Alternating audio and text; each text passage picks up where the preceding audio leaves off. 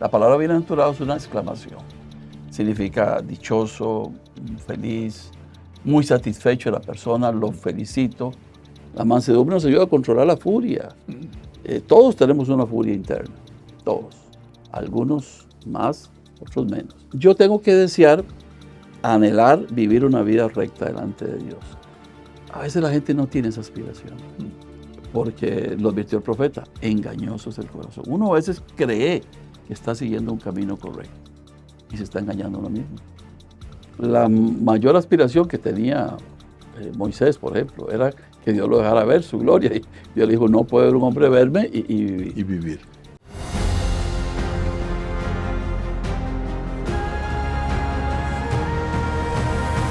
Bienvenidos a Escuela de Pescadores. Bendiciones, familia, qué alegría poder compartir con ustedes en Escuela de Pescadores una vez más. Soy el pastor Díaz Pavón. Dígame si alguna vez escuchó la palabra bienaventuranza. ¿Qué significa eso para usted y qué significa en el contexto bíblico escritural? Hablamos del sermón de las bienaventuranzas, hablamos de las bienaventuranzas de Jesucristo. ¿Qué significa eso? ¿En qué consisten? ¿Cuál es el contenido y el beneficio de las bienaventuranzas para nosotros? Confío en que este programa le va a ser de bendición, que este podcast le va a beneficiar tanto como a mí el considerar cuando menos el tema de las bienaventuranzas. No olvide, por favor, si le gusta lo que estamos hablando, expréselo diciendo me gusta. Haga sus comentarios y es posible que durante el programa a usted le surja alguna pregunta o alguna idea. Entonces vaya allí a los comentarios y escriba su idea, escriba su pensamiento y déjeme sentir lo que piensa acerca de lo que hacemos aquí en Escuela de Pescadores. Pastor Juan Carlos Sánchez. mucho gusto, pastor. Bienaventurado estar aquí y recibirle. Igualmente para mí. Poder conversar con usted es una dicha, es una alegría grande. El tema de las bienaventuranzas, pues yo ni siquiera sé si decir que es interesante, porque la realidad es que durante mi niñez yo escuché tantas veces eso de las bienaventuranzas que me parecían temas y sermoncitos medio incómodos. Cuando yo oía eso de que bienaventurados los que sufren, yo decía, no, hombre, ¿por qué van a ser bienaventurados? Así es que quisiera invitarle a que compartamos un poco sobre esas palabras de Jesús, las bienaventuranzas, particularmente, ¿qué son las bienaventuranzas? Es interesante que este capítulo 5 de Mateo, que es donde se encuentra, las bienaventuranzas es parte de lo que se conoce como el Sermón de la Montaña. De los días de San Agustín se le llama el Sermón de la Montaña porque dice la Biblia, viendo la multitud, subió al monte y sentándose, vinieron a él sus discípulos y abriendo su boca les enseñaba diciendo, y enseña precisamente las bienaventuranzas. Abre el Sermón de la Montaña con las bienaventuranzas. Sí, los 3 capítulos que constituyen el Sermón de la Montaña, capítulos 5, 6 y 7, se introducen con estas bienaventuranzas. Es la forma en la cual Jesús establece lo que se ha dicho, la Carta Magna, la Constitución, las reglas del reino. Las bienaventuranzas son para el milenio, son para la eternidad, son para hoy o son un sueño, una ilusión de algo que realmente no va a ocurrir. Creo que el mismo versículo aclara de que vinieron a él sus discípulos y abriendo su boca, o sea, la intencionalidad de Jesús es abriendo su boca, claramente les enseñaba a ellos diciendo, a sus discípulos. Para ese momento. Para ese momento. Así es que las bienaventuranzas no debemos aceptar ese criterio correcto, de que es, si acaso, para el milenio, cuando más cerca, es para hoy. Es para nosotros. Fue para los discípulos en aquel momento debe serlo para nosotros también. Esto se puede vivir. Se puede vivir.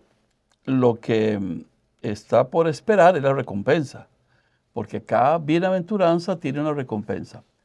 Tal vez los hermanos pudieran buscar en Lucas capítulo 6, que está un resumen, solo que en Lucas 6 están 4 bienaventuranzas y 4 ayes. Es decir, en vez de decir bienaventurados, dice ay de los ricos, por ejemplo. Entonces, en Lucas lo pone más interesante. 4 bienaventuranzas, 4 ayes. Es decir, dichosos estos, pero hay de aquellos. Pero las bienaventuranzas Estos la disfrutan, aquellos la sufren. Exactamente. Los que hoy en día pueden estar bien, algún día no van a estar así. Estos son más que afirmaciones, son exclamaciones. La palabra bienaventurado es una exclamación. Significa dichoso, feliz, muy satisfecho de la persona, lo felicito. Pero Jesús comienza diciéndole a sus apóstoles, entendamos que ellos son pescadores, la mayoría. Vienen de Galilea. Y comienzan a ver en el ministerio inicial de Jesús mucha gente alrededor de Jesús. Y podrían ellos irse por un lado o por otro, que es lo que nuestro maestro nos quiere enseñar. Entonces Jesús les establece las reglas, el sermón de la montaña. Esa expresión debe sonar como un superlativo, debe sonar como algo así muy, muy intenso, doblemente feliz, doblemente dichoso, o muy dichoso. Correcto. De hecho, en el idioma griego, no en el hebreo, pero en el griego, se decía de bienaventurados originalmente únicamente a los dioses. Macarios, que es la palabra que se usa, es la felicidad que tenían los dioses. ¿Por qué? Porque la felicidad de ellos era más larga, más permanente. En cambio, la humana es transitoria. Sí, el Señor nos está participando algo que lo disfruta Él, su felicidad. Exactamente. Su dicha, su alegría. En el cristianismo, Dios nos comparte su naturaleza. Qué lindo. Pero en español, la palabra bienaventuranza no es como la mejor. ¿Por qué? Porque ventura, de donde viene la palabra, ventura es cómo le está yendo a uno. Buena ventura, mala ventura. Pero de repente algo no sale bien, algo falla. Entonces su ventura no es la mejor que se podría esperar. Entonces, sí hay que entender que estas bienaventuranzas no dependen de mi entorno, no dependen de lo que me esté pasando, dependen del que lo dijo. Ya. Él abriendo su boca, es que ahí está claro la intencionalidad, y abriendo su boca les decía. Esto no fueron ocurrencias que lo pescaron en una conversación con otro, no, intencionadamente le quiere decir a sus discípulos algo. No es improvisado. No. Es bien pensado. Yo creo que hay, 9 veces aparece la palabra bienaventurado, pero hay 8 bienaventuranzas, digamos, de concepto. Y las que aparecen son de tomar una decisión. O lo sigo a Jesús, su discípulo, o ya no soy. La primera, por ejemplo, es determinante. Sí. Uno tiene que tomar una decisión. ¿Sigo o no sigo con él? A nadie le gusta que le digan la primera, por ejemplo. Que está en el versículo 3. Bienaventurados los pobres en espíritu, porque de ellos es el reino de los cielos, que es un pobre en espíritu. En el caso de Lucas, Lucas no pone pobre en espíritu, no lo dice como pobre, pero la idea es de que en el idioma griego habían 2 palabras para pobre. El pobre que tiene lo justo, que si algo le falla, pasa necesidad. Era el que es pobre pero no indigente. Ya. O sea, que tiene lo básico, no puede darse ningún lujo, no puede invitar al pastor, o sea, no le alcanza para más. Pero, invita al pastor si el pastor paga. Sí. Y el otro es el pobre, ya el indigente, el que no tiene nada. El deambulante, de repente, el que está en desgracia. Aquí usa esa palabra, la más fuerte. Sí, la más fuerte. La más fuerte. Porque tiene que ser aquel que reconoce que está totalmente incapacitado, que por él no puede generar nada, que ocupa la ayuda, por eso lo pone en Lucas, no lo pone, pero aquí sí lo aclara, pobres en espíritu. Dice, estoy totalmente necesitado. No es el pobre de Miami. No. El pobre de Miami tiene aire acondicionado y calefacción y auto, lo que no es de lujo. Y decimos, y solo este autito, bueno, yo solo tengo este Toyota porque soy pobre. Pero ese de ahí no es ese pobre. No. Es un pobre que está fracasado total. Sí. Está sin alimento, sin recursos, sin casa de repente. Totalmente desposeído. Desposeído. Y entonces reconoce su necesidad espiritual. O sea, usted predicaría este mensaje aún, por ejemplo, en la gente que está en la calle, que siente que no tiene nada, y decir, el Señor dijo que hay para usted dicha. Sí. Solo que aquí lo enfoca a la pobreza en el espíritu. Porque alguien podría no tener pobreza física, pero tiene pobreza espiritual. Okay. Es decir, no... un ejemplo, la Odisea, la iglesia de Apocalipsis a la iglesia de la Odisea. En la descripción que hace el Señor de esa iglesia dice, te crees rica, te crees que no necesitas nada, te crees que eres autosuficiente, y le dice Jesús, eres pobre, necesitas un ungüento para tus ojos, eres miserable, ciego. O sea, la iglesia se creía, y físicamente lo tenía todo, pero no tenía lo más importante, que es, yo tengo que reconocer que dependo absolutamente del Señor. Entonces, no es la pobreza material. No. El enfoque principal es la pobreza espiritual. Sí. Y eso uno lo ve en el Antiguo Testamento. Hay una palabra que se hizo muy famosa después, el pueblo de la tierra, que eran los que no se llevaron al cautiverio. O sea, Babilonia se llevó cautivos a los judíos, pero se llevó a los hijos de los magnates, a los hijos de los reyes, a la gente que estaba bien, a los enfermos y a los demás los dejó ahí. Eso es lógico. Entonces, esa gente pobre que no tiene habilidades, que no tiene destrezas, se convirtió en un símbolo de los que sí dependen de Dios, porque no tienen a dónde coger. Buscan a Dios. Lamentablemente, cuando aquí les llama Jesús a sus apóstoles, ellos se van a dar cuenta pronto de que no es como los saduceos o los sacerdotes en general, que las religiones producen muchos recursos, que viven muy bien, tienen casitas en Jerusalén o en Jericó o en lugares aledaños. No, ustedes van a ser seguidores míos y van a ser pobres en espíritu. Nunca dice que van a ser pobres materialmente, sino que es una pobreza espiritual. Cuando yo digo, en mí no tengo la fuerza, en mí no tengo la posibilidad, en mí no tengo la competencia, yo ocupo la ayuda de Dios. ¿Cuál es el pago por esta pobreza espiritual? Bienaventurados los pobres en espíritu, porque de ellos es el reino de los cielos. No estamos hablando de pobreza espiritual en términos de ser cristiano carnal. Correcto. O persona sin Dios. Estamos pobreza hablando de carencia espiritual, no. Es pobreza de no tener recursos míos. Y entonces se crea la dependencia absoluta de Dios. Y el que depende de Dios, aunque sea rico, aunque sea pobre, es rico en Dios. Sí. Así que esta gente son pobres en espíritu, no significa pobres en Dios. Nunca. En Dios tendrían riqueza. Correcto, es como decir la frase del Salmo, como el siervo brama por las corrientes de las aguas, así clama por ti, oh Dios, el alma mía. Es esa necesidad que yo reconozco. Y se lo pone como primero. Estamos en una sociedad de autosuficiencia, donde la gente cree que todo lo puede hacer, que lo puede hacer todo bien, que no ocupa a nadie, que usted se puede hacer a usted mismo. No es verdad. Necesitamos ayuda. Y la primera ayuda que ocupamos será de Dios. Wow.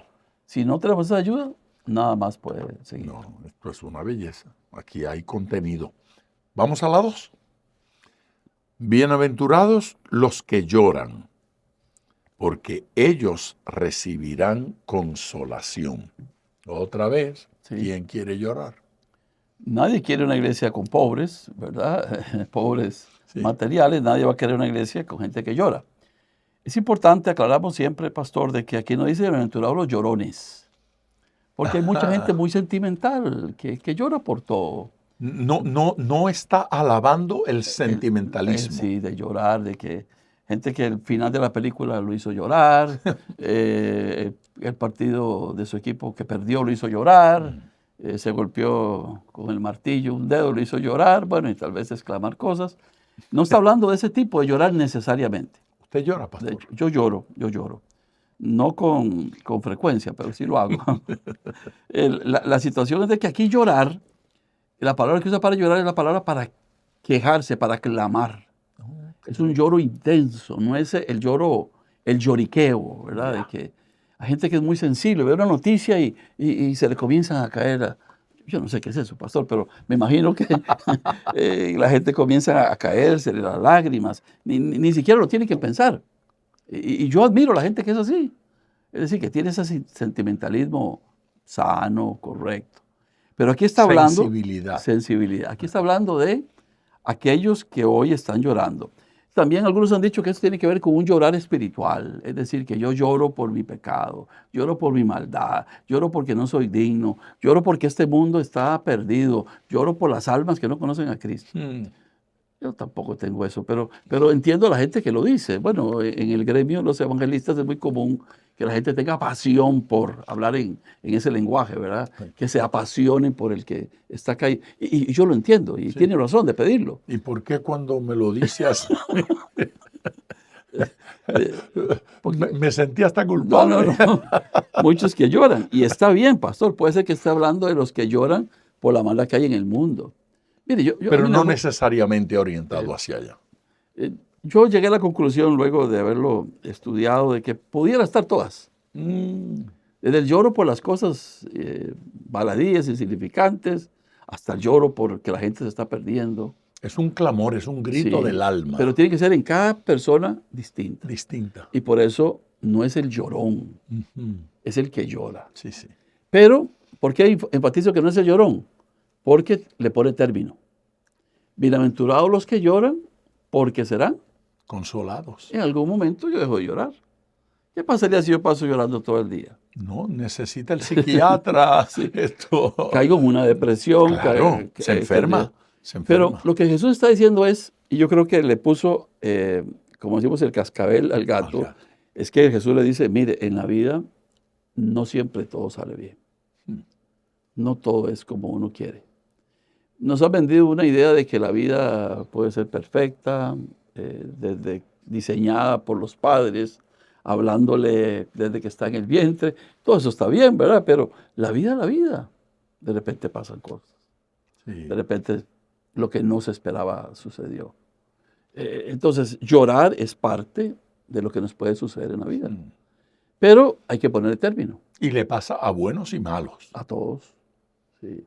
Pablo por eso dice, y en Romanos está como una aspiración, llorad con los que lloran y gozaos con los que se gozan. Eso es parte de la vida de la iglesia incluso. Correcto.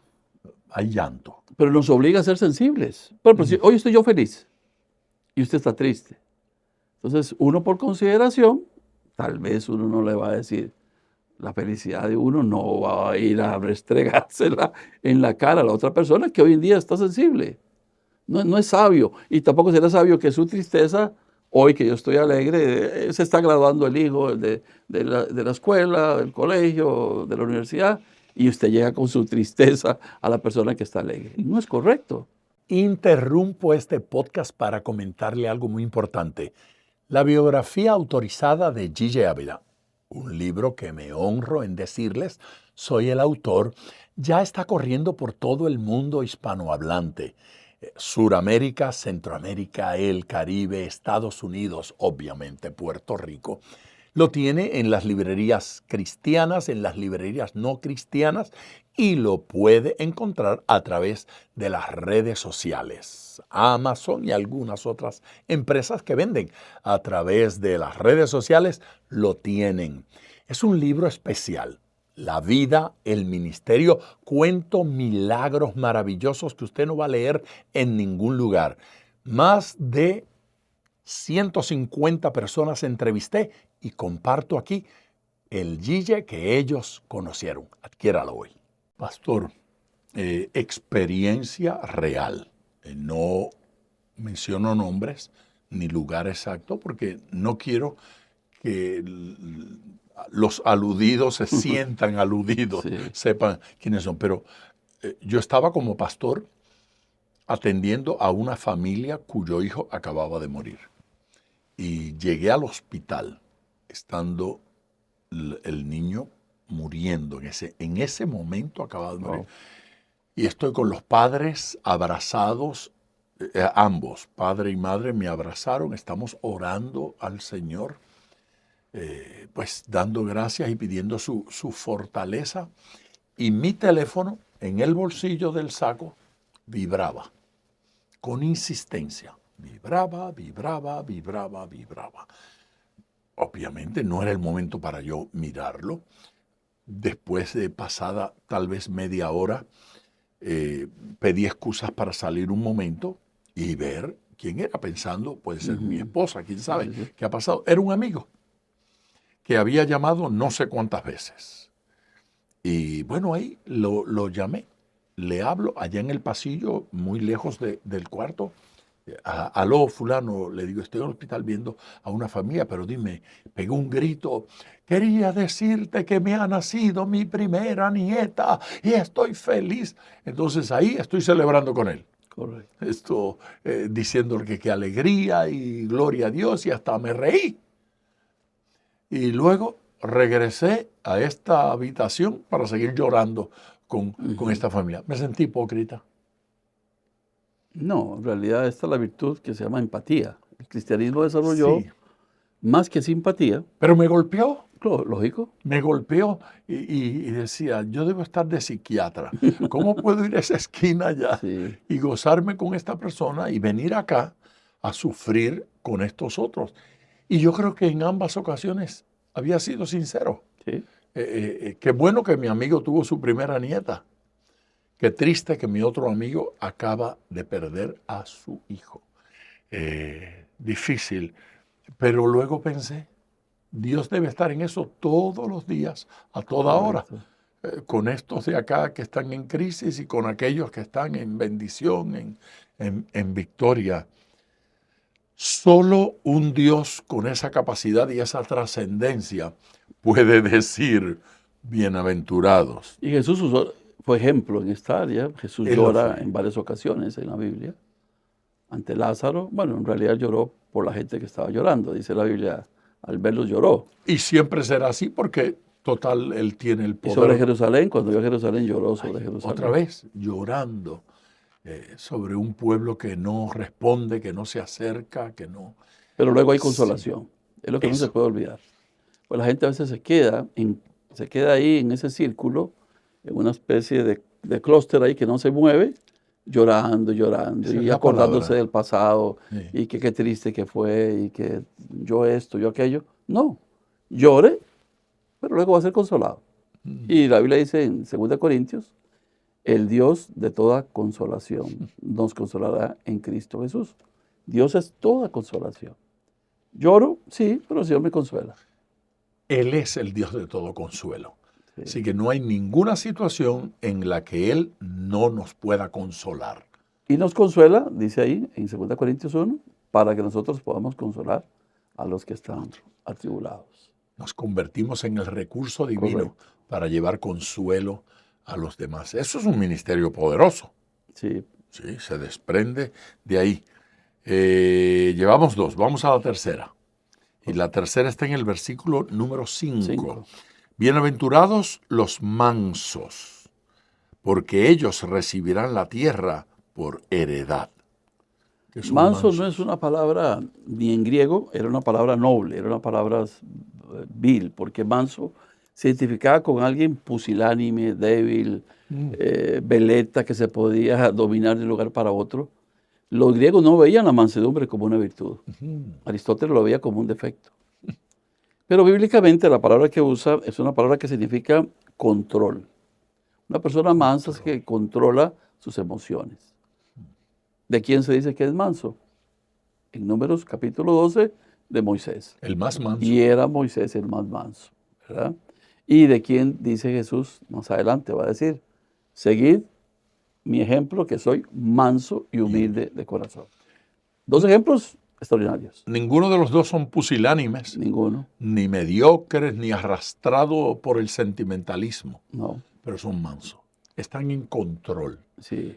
control de sí mismos y en control del ambiente que los rodea. El pago que se le da al que es manso, porque es una recompensa, bienaventurados los mansos porque ellos heredarán la tierra. O sea, ¿a quién le va a querer dar Dios la tierra hermosa que Él ha creado? Aquellas personas que sean capaces de controlarse. De controlarse. Y Porque- controlar. Sí, porque si usted no se controla, dice la Biblia que sería como darle rienda suelta al agua, ¿verdad? Que salga en una cantidad exagerada. Y lo que va a causar es una desgracia. Un poquito de agua es buena, un montón de agua a veces no tanto. Entonces, el no controlarse. Prautes es la palabra que se usaba aquí, digamos, en el idioma, y es como la que se usa para los animales domesticados. Un caballo tiene fuerza, un buey tiene furia, tienen energía, Hay que pero las amansarlo. tienen domesticadas. Yo podría ejercer cierta forma de ser, pero escojo otra. ¿Por qué les advierte esto? Porque les va a decir cosas muy, muy raras para un judío. No se pueden vengar ya. ¿Oíste que fue dicho? Ojo por ojo, diente por diente. Dijo, no, ahora conmigo así no va a ser. Pongan la otra mejilla, caminen una milla, presten la capa. Entonces, no le digan al hermano necio, no le digan al hermano fatuo. El Señor va a cambiar todo lo que era usualmente para ellos. Y les va a quitar esa furia. La mansedumbre nos ayuda a controlar la furia. Todos tenemos una furia interna. Todos. Algunos más, otros menos. Pero la mansedumbre es la posibilidad de que yo controlo.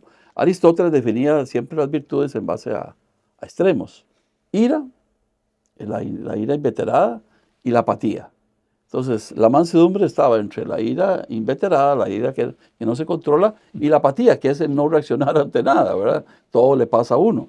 Entonces, en el medio está la mansedumbre, la praute, la capacidad de controlarse. Y hay que hacerlo todo el tiempo, todos los días. Porque que yo me controlara ayer, lo felicito, pero ya estamos hoy, y hoy es diferente. Quien no es manso no puede gobernar bien. Se requiere mansedumbre para tener autoridad. Se requiere mansedumbre para poder gobernar, para poder controlar. Una cualidad negativa que se prohíbe a los pastores es que no sea contencioso. Contencioso es el que es bueno para pelear. Si usted es bueno para El pelear, tal no es manso. no podría ser jamás. Es opuesto. No podría negociar entre la gente, no podría armonizar a la gente. Lamentablemente hoy en día, mansedumbre se ve de manera despectiva. La famosa frase, manso pero no menso. Menso. Porque la gente no ve como virtud la mansedumbre. Y sí lo es. Sí lo es. Que yo pueda hacerlo y que yo lo haga son cosas distintas. Con la edad uno aprende, pastor, a escoger un poquito más las batallas en las que uno se mete. Probablemente cuando yo comenzaba, me gustaba ir mucho a debates. Me llevaban a muchos debates con ateos y con esto, con aquello. Yo era un jovencito en los 20, así que estaba feliz yéndome a pelear con todo el mundo y saliendo odiado del lugar. Con ganar la discusión Sí. valía. Perder la aunque no amistad. ganar la Sí, gente. no ganaba la gente y si tuviera alguna amistad la perdía. Después me di cuenta que no era muy útil lo que estaba haciendo. Y decidí, no, aquí mejor escojo. Hay cosas que hacemos que son realmente absurdas. Sería mejor controlarnos y no hacerlas. Controlarnos y no decirlas. Ni ofrecer ni pedir. Lleguemos a mitad del camino, la cuarta. Bienaventurados los que tienen hambre y sed de justicia, porque ellos serán saciados. Donde estamos hay mucha abundancia ahorita. Sí.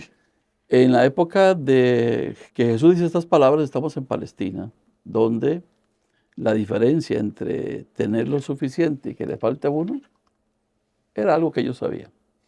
Caminaban bajo las calles de su época, la sed les podía llegar en cualquier momento. No podían pasar a una pulpería, a un supermercado, no tenían esos recursos. Entonces ellos sabían muy bien literalmente lo que era el hambre y la sed. Yo le doy gracias a Dios de que yo siempre hemos tenido. En alguna época en mi familia hubo una crisis muy grave y era bastante difícil, pero siempre hubo un plato, siempre siempre comimos. hubo agüita. Nos cortaban el agua de vez en cuando y había que coger agua del vecino, pero había agua y había comida. Estaba el recurso. Sí, estaba. Ellos sí entienden esto, el hambre y la sed. Ellos lo vivían, lo podían experimentar.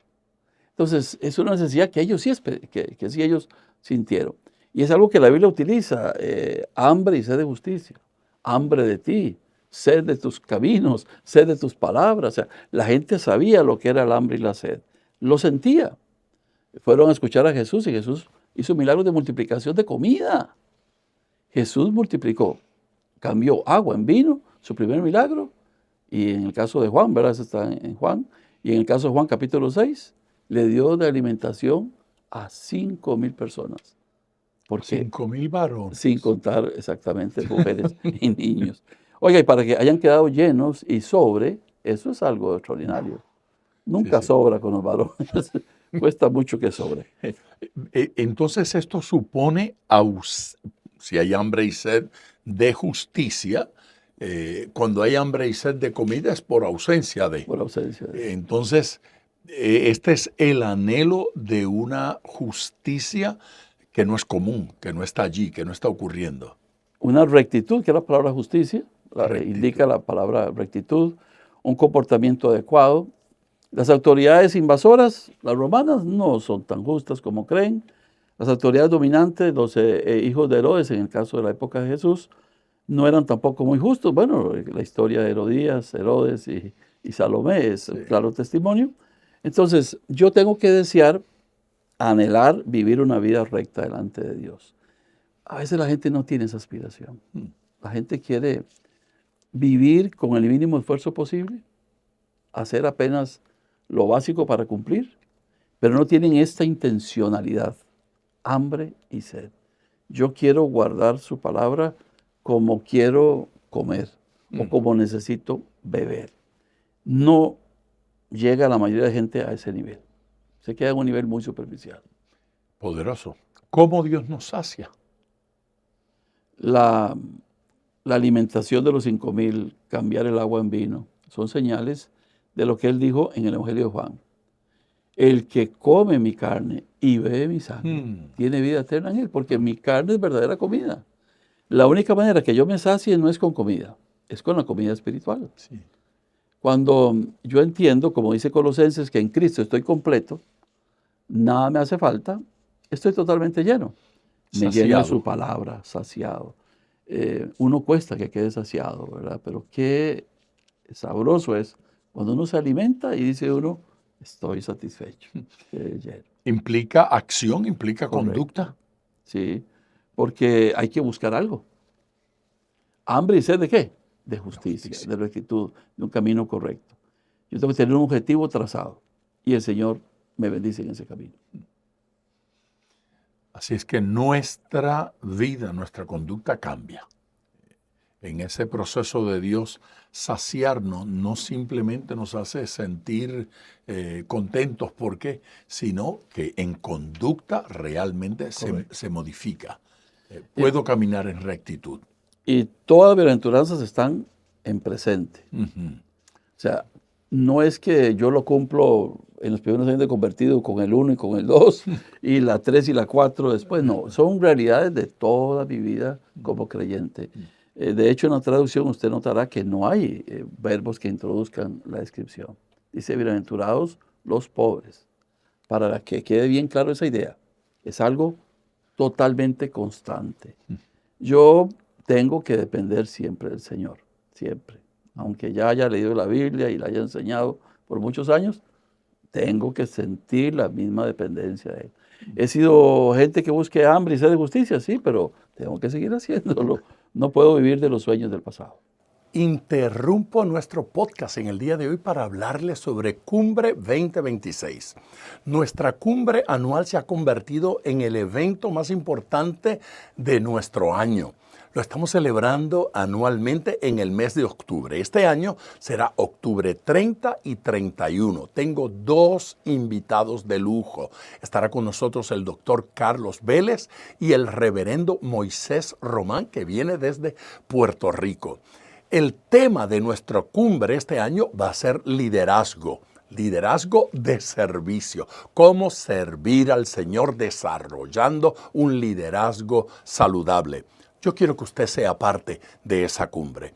No vamos a cobrar, pero tampoco va a ser gratis. Estamos pidiéndole a cada participante que dé una ofrenda. No le vamos a decir cuánto.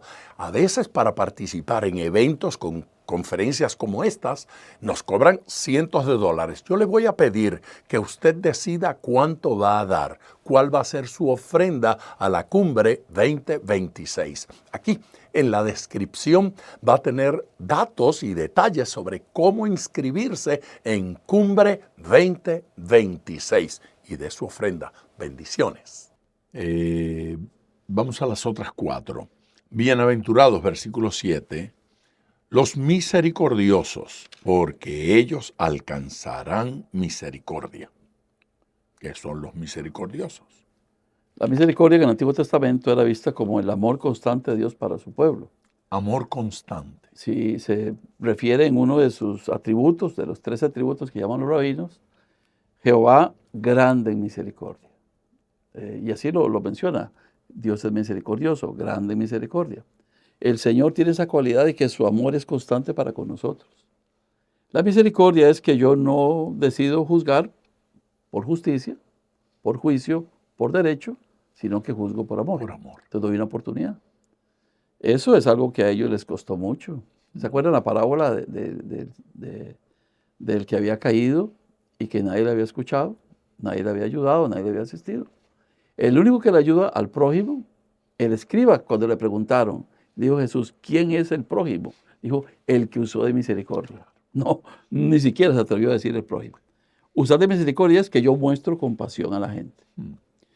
Llorar, llore usted, pero también tenga compasión del que está sufriendo. La misericordia triunfa sobre el juicio. Identifíquese con su necesidad. Sí, porque no solamente soy yo. Igual, la sociedad nuestra es ególatra, es egocéntrica. Aquí es que yo vea a los demás. Esta tiene que ver con los demás. Yo soy misericordioso no conmigo, yo soy misericordioso con la gente.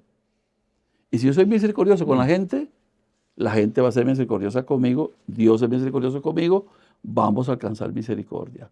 Porque en la religión, la falta de misericordia es algo constante. Somos tan tajantes para juzgar. Y lo vemos todo tan claro. Ah, no, este merece. El infierno. Sí, ya este está condenado. Yo veo en las redes, yo leo en lugares donde la gente, sin conocer la persona, dice que este no es un ministro, este no es un pastor, este no funciona. Y si es una mujer y está en contra del ministerio femenil, pues la desecha automáticamente, sin misericordia. Y aquí habla de bienaventurados los misericordiosos. ¿Qué le va a pasar a los misericordiosos? Alcanzará misericordia. Jesús dijo, con la vara con que medís, volverán a medir. Yo quiero ser misericordioso. Yo no quiero tirar piedras en techo de vidrio. Así que debo tener cuidado.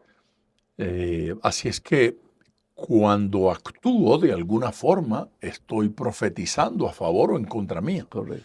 Si mido con una vara muy estricta, debo saber que me va a pasar lo mismo. Exacto. Eso que tiro hacia allá, eso es efecto boomerang. Lo que lanzo, regresa.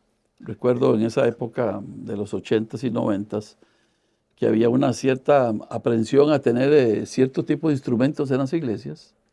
La batería, por ejemplo, o el teclado. Y que el pastor se cerraba, que no, que eso era del diablo, hasta que el hijo quiso tocar teclado o la batería y ya cambió de opinión. Sí. Y lo he visto en otros temas, pastor, en el divorcio, nuevo matrimonio. Es cierto. Lo he visto en muchas cosas, que la gente era dogmática, Sí. inquisitorial, juzgadora, mundana. Es la persona que hace eso hasta que le tocó en carne propia. No hay que llegar a ese extremo. No hay que llegar a ese extremo. Mejor ser misericordioso. Misericordioso. Bienaventurados los de limpio corazón, porque ellos verán a Dios. En el En el Antiguo Testamento, la palabra corazón, más que en el Occidente, los semitas, el corazón es el centro de las emociones, de la personalidad. Yo digo con cierta frecuencia que el primer versículo que yo me aprendí en la iglesia fue Proverbios 4:23. Sobre toda cosa guardada, guarda tu corazón. Una reunión de jóvenes, yo tenía derecho a estar en esa época. Y el versículo que enseñaron ese sábado era ese, Proverbios 4:23, es el primer versículo que me aprendí. El corazón es el centro de todo. Más que ese romanticismo de la flecha atravesando un corazón, eso no existe en el mundo semítico. El corazón es el centro de las emociones. Hay corazón perverso, hay corazón bueno. Engañoso es el corazón y perverso. ¿Quién no entenderá? Entonces el corazón es el centro de las emociones. Mi corazón, el centro de mis emociones, tiene que estar limpio. Cátaro, limpio. La palabra limpio implicaría que yo le quito la suciedad. Porque si mi corazón es engañoso, es doble, es perverso, está inclinado al mal, yo voy a verlo todo desde la óptica de un corazón malvado. David le dice a Salomón, pidiéndole que el pueblo que había traído una ofrenda, dice, ojalá que se preserve esta intención del corazón perfecto de la gente. Porque hay gente que comienza bien, con un buen corazón, yo lo he visto, gente que comienza muy bien, y su corazón se desvía. Su corazón termina en otra cosa. ¿Por qué? Porque lo advirtió el profeta, engañoso es el corazón. Uno a veces cree que está siguiendo un camino correcto y se está engañando a uno mismo. Ve por ahí, no pasa nada, nadie se va a dar cuenta, no hay problema, lo arreglas rápido y no es así. No es así. Entonces el corazón hay que mantenerlo limpio. La limpieza de corazón, decía Soren Kierkegaard después, es querer una sola cosa. La pureza del corazón es querer una sola cosa. Es decir, cuando mi corazón va por un solo camino. Wesley lo decía, hombre de un solo libro. Cuando uno se guía por un solo criterio, uno está mejor. Pero si el corazón está dividido, que dice Santiago, el hombre de doble ánimo es inconstante en todos sus caminos. El corazón se los puede ensuciar a cualquiera. Si Jesús dice, bienaventurados los que mantienen su corazón limpio, es por algo. Porque un corazón bueno, mire, de sus discípulos, 12, uno no le salió bien. Y estoy convencido que Judas era bueno y se hizo malo. Yo no creo que Jesús hubiera escogido a uno malo. Para mí era bueno Judas y se desvió rápido, pero muy rápido. Tenía posibilidades. Sí, escogió la incorrecta. La incorrecta. Jamás voy a creer que Jesús escogiera a alguien que ya no tenía remedio.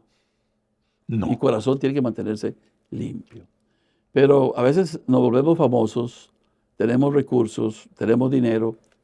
Deuteronomio dice, cuídate de no olvidarte de Jehová tu Dios, que te dio el poder para hacer las riquezas, cuando tengas tus casas. ¿Cuánta gente cuando comienza a irle bien dejan de ir a la iglesia? Se olvidan del Señor.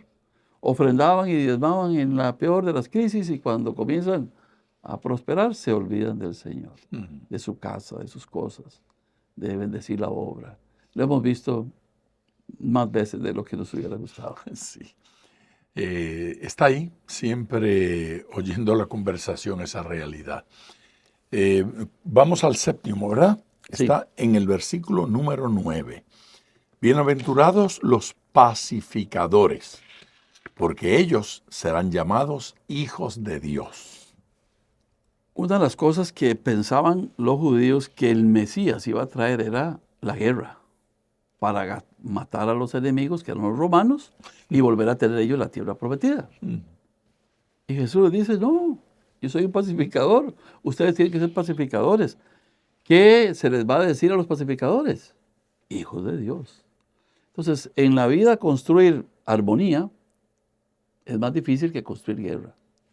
Estamos en una época de la gente es violenta, pastor, y la gente es violenta en todos los sentidos, en todas las áreas, en la iglesia y fuera de la iglesia. Pero aquí hay un llamado a que seamos pacificadores, es decir, gente que busca tener armonía. Y cuesta mucho. Ruego a Evodia y a Sinti, que dice Pablo, dos hermanas en la iglesia que se están peleando. En la iglesia. El ser un pacificador, el ser una persona que trata de poner un puente y no una pared, un muro, es difícil. Es más fácil otro. De modo que quien es cristiano, pero no es pacificador, no está actuando como hijo de Dios. No es hijo de Dios. Bueno, ahí sí, podríamos decirlo como lo dice la Biblia.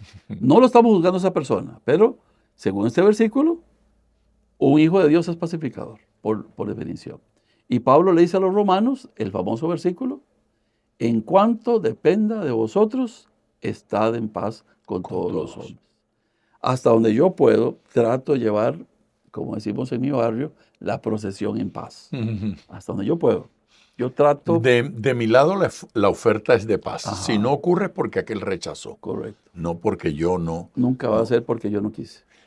Perdóneme, pastor, yo me salté en el versículo anterior que termina diciendo, cuando hablábamos de limpio de corazón, porque ellos verán a Dios. Y no comenté nada sobre eso. Y voy leyendo el otro y lo de verán a Dios. ¿Por qué verán a Dios los de limpio corazón? ¿Qué es ver a Dios? La mayor aspiración que tenía Moisés, por ejemplo, era que Dios lo dejara ver su gloria. Y Dios le dijo, no puede un hombre verme y vivir. Por eso se habla tanto de que esta es la mayor de las recompensas. El ser humano siempre, en el caso de Isaías, ay de mí que siendo un hombre pecador, han visto mis ojos al rey. Y Isaías lo que vio fue a la distancia un trono alto y sublime. Y él dice que vio a Dios, lo que vio fue como la sandalia, nada más, ¿verdad? Entonces, el premio de ver a Dios, de poder uno estar en su presencia, un corazón limpio le da a uno la habilitación para estar frente a un Dios que es puro, un Dios que es santo. Por eso la Biblia dice que seguir la paz con todos y la santidad, sin la cual nadie verá al Señor. Corazón limpio es santidad, santidad nos permite ver a Dios. Lo vamos a ver. Yo creo que sí, lo vamos a ver. El último, el octavo, que me parece entonces que cubre el 10 y el 11, ¿no es cierto? Los leo completo y luego vamos sobre ellos. Bienaventurados los que padecen persecución por causa de la justicia, porque de ellos es el reino de los cielos. Bienaventurados sois cuando por mi causa os vituperen y os persigan y digan toda clase de mal contra vosotros mintiendo. Jesús no engaña a nadie. Desde el puro principio les dice a ellos, por andar conmigo van a haber consecuencias. Por andar conmigo van a haber cosas que no son las que ustedes hubiesen querido. Duelen. Sí, irse allá a Jerusalén y tener una buena oficina, un buen espacio, no.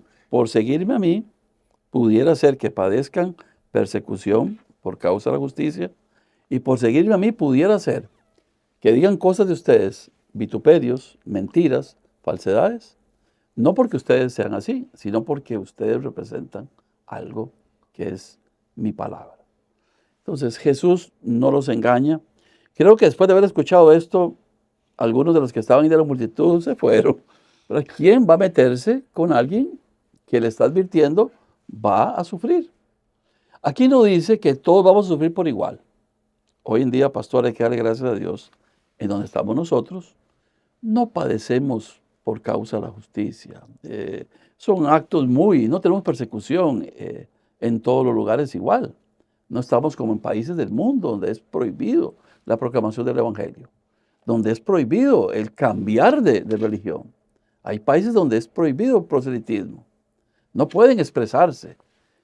Yo digo a los hermanos que aunque cantemos feo, pero podemos cantar, podemos alabar el nombre del Señor sin ningún tipo de temor. Nada nos va a pasar. Pero sí hay gente hoy que está bajo este flagelo. Iglesias perseguidas. Y por los valores, ahí sí, todos en todas partes del mundo, por los valores nos persiguen. A eso todos. Quería llegar. Sí, porque tiene usted toda la razón, lo que está diciendo es absolutamente cierto. Pero la persecución sí se expresa en otros aspectos. En ocasiones, en una empresa, porque soy cristiano, porque no hago ciertas cosas, de repente se me niega la posibilidad de adquirir o llegar a cierta posición, a cierto reconocimiento. Y sí hay cierto rechazo, aunque digan no rechazo a Cristo, pero rechaza la vida conforme a Cristo. creo en Dios, creo en Jesús, creo en todo. Pero cuando le decimos, bueno, la Biblia dice que esto no se puede, no, eso no lo acepto. Sí, correcto. Y entonces, me parece que nuestros hermanos, aún los que viven en lugares donde la persecución no es abierta, de alguna manera Todos. hay una persecución por debajo del La velo. cultural, por ejemplo, cuando uno Cultural. no está de acuerdo con ciertos temas, con el aborto, con la forma en que expresan la evolución, negando un creador de todo lo que existe, lo tratan a uno de retrógrado, de gente que está desfasada, ignorantes. Recuerdo una vez en un debate, al final, pues eso es lo que me terminaron diciendo, ¿verdad? No discutimos de temas, sino que simplemente me insultaron y ya. Y con Sí. eso descartaron. Sí, con el primer insulto suavecito es, tenga mente abierta, ya le dijeron cerrado. Sí, correcto, sí, Sí. exactamente. Y eso es muy común. Sí. Por eso cuando la gente diga con todo respeto, Ay, ya no hay sabemos. respeto. No hay respeto. Bienaventurados hoy cuando por mi causa os vituperen y os persigan y digan toda clase Pero ya de nos había mal. preparado. Por eso puso primero pacificadores y después nos contó esto. Wow. Si yo tengo la actitud de pacificador, no voy a reaccionar al que me padece, al que me persigue, no voy a reaccionar al que miente contra mí, no voy a reaccionar, porque si le reacciono igual, voy a tener más bien el problema más grande. Si yo al mal le respondo con mal, hago un mal mayor. Pero si yo soy pacificador, sufro, es cierto. Cuando han dicho cosas de uno que no son verdad, uno sufre, pastor. Tal vez no lo demuestra ni hace mucha laraca, pero en el fondo uno se siente dolido por la actitud de ciertas personas. Mi pastor de niño, cuando hablaba de yo cuando era niño, de mí, él decía, ¿y qué es mejor? ¿Que hablen mal de usted mintiendo o diciendo la verdad? Sí, sí, es lo Y que entonces somos bienaventurados si mienten cuando dicen esas cosas, Correcto. porque dice que somos correctos. Y da ánimo y da fuerza la segunda parte, el cierre de ese versículo 10, porque de ellos es el reino de los cielos. ¡Qué garantía! igual que de los pobres, también se da la misma recompensa. Y agrega un elemento final en el versículo 12, que es contrastante con la realidad. Gozaos y alegraos. ¿Cómo se va a gozar uno siendo perseguido? ¿Cómo se va a gozar uno siendo vituperado? ¿Cómo se va a gozar uno cuando hablan cosas mal contra uno mintiendo? Me gozo porque soy parte de una generación. Así hablaban de los anteriores. Ahora yo entro aquí, dice Estoy Jesús, entre esos especiales. en una conexión de Hebreos 11. Ahí en esa lista, Soy de la nube. sí, ahí está usted, entre todos los que han hecho la misión de Dios a su manera. Lindo. Ahí se menciona a Sansón, que no me cae muy bien, pero Sansón está entre los héroes de la fe. Se menciona a Jefté, Jefté tampoco, ¿verdad? Hizo un voto absurdo. Se menciona a Samuel, se menciona obviamente a Abel, a Abraham, a Noé. Todos ellos fueron grandes hombres de fe. Yo entro en esa generación. Me gozo porque así Dios me pone como parte de ese legado histórico de los que han tratado de vivir para Él. Así persiguieron a los profetas, Sí, dice. no es nada raro que me pase a mí. Y antes de eso dice que vamos a tener galardón, hay premio. Así es. Y es un premio incomparable. O sea, ¿qué más puede pensar uno que en el reino de los cielos? Aleluya. No hay ninguna realidad superior a esa. No hay. No hay. Un rey, un reinado y una serie de reglas para vivir. No hay nada que se compare. Nada. Queremos pasar con el Señor la eternidad. ¿Usted cree que existe un cielo Así es. y tiene planes de pasar allá a la eternidad? Esa es la idea. No nos engañamos cuando Sí. creemos eso. No, jamás. Todo cristiano debe tener su fe anclada en esa realidad. En la ciudadanía real nuestra, que es el cielo. Gloria a Dios, gloria a Dios. Pastor, gracias. Gracias por aceptar Mucho gusto, pastor, de verdad. estas invitaciones. Estamos terminando de hacer este programa y ya estoy aquí viendo cómo lo convenzo que agarre el avión nuevamente, regrese y podamos grabar programas como estos. para bendecirnos. Nos edifica Muchas mucho. gracias, de verdad. Su ministerio nos es de mucha bendición y de inspiración. Gracias por venir. Muchas gracias, pastor, por la invitación. De verdad es un honor, como le digo siempre. Gloria a Dios. Gracias. Y a usted, yo espero que ya haya dejado por ahí su comentario. Le dije que cuando comenzábamos el programa que si se le ocurría algo, lo escribiera. Si no lo escribió, escríbalo ahora. Deme su comentario. Pueden ser preguntas y pueden ser simplemente qué le parece cada una de estas. De pronto alguien dice, ay no, esa no me gusta. Pero bueno, vamos a encontrar la manera de que de alguna manera entendamos que el Señor siempre tiene la razón. Las bienaventuranzas, qué manera de edificarnos y de crecer en el Señor. Gracias por su amor y ya sabe, esté atento porque pronto otro podcast como este.